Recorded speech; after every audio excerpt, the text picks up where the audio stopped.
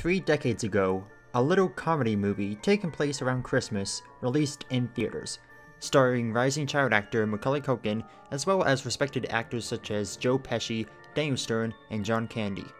Directed by Chris Columbus and written by John Hughes, who was at the height of his career. As you guessed, that movie was Home Alone.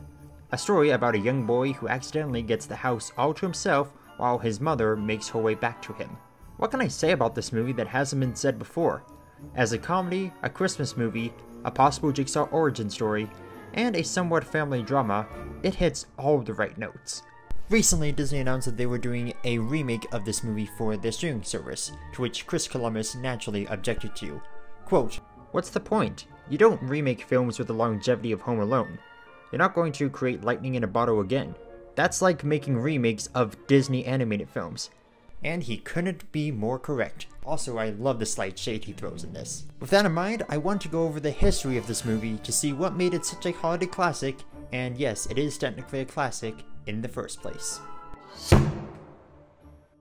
John Hughes came up with the concept after wondering what his 10-year-old son would do if left alone for a few hours. Hughes wrote down 8 pages of notes, which became scenes in the final script, working the concept of robbers into the story as he imagined that it was one of children's natural fears. I think that idea is what really inspired Hughes and what also keeps the movie relevant. When you're a kid, you don't have very much power over a situation, so a break-in when you're home alone is an absolute worst-case scenario.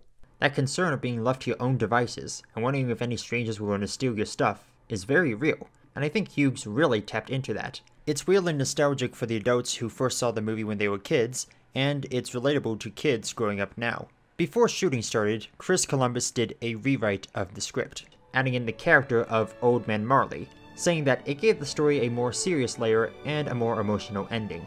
The rewrite may have gone uncredited, but I'm glad he did it. While the character of Old Man Marley is used more as a running gag, it leads up to a poignant scene at the church, and makes Kevin more of a wise beyond his years character.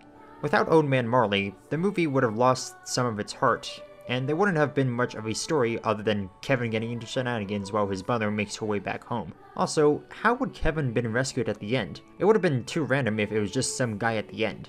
Thanks to this character, we get a pretty dark running gag, but also one of the film's best scenes. For the role of Harry, it was initially offered to Robert De Niro and Jon Lovitz, but Joe Pesci got it after both actors turned it down.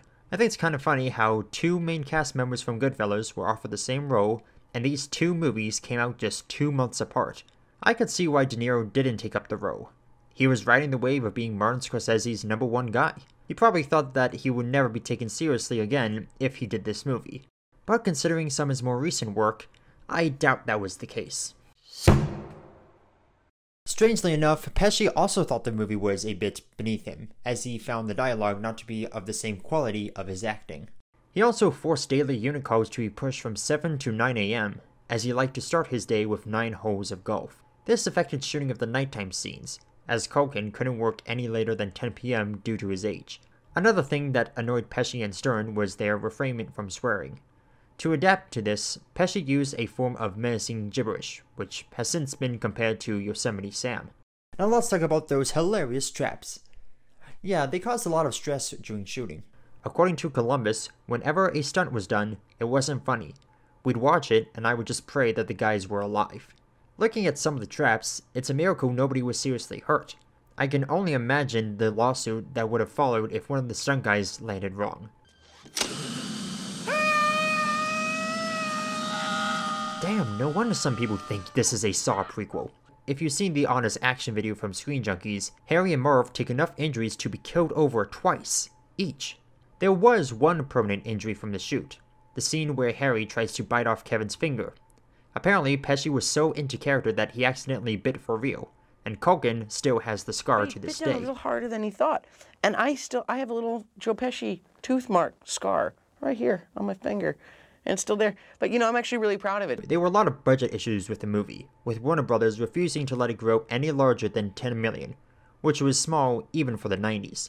Hughes secretly met with 20th Century Fox to produce the film, and when budget disputes eventually caused production to be shut down, it was picked up by Fox almost immediately. The budget grew to around $18 million, and the total worldwide gross was $476.7 million, After inflation, that's around $949.6 million. That's almost $1 billion comedy right there.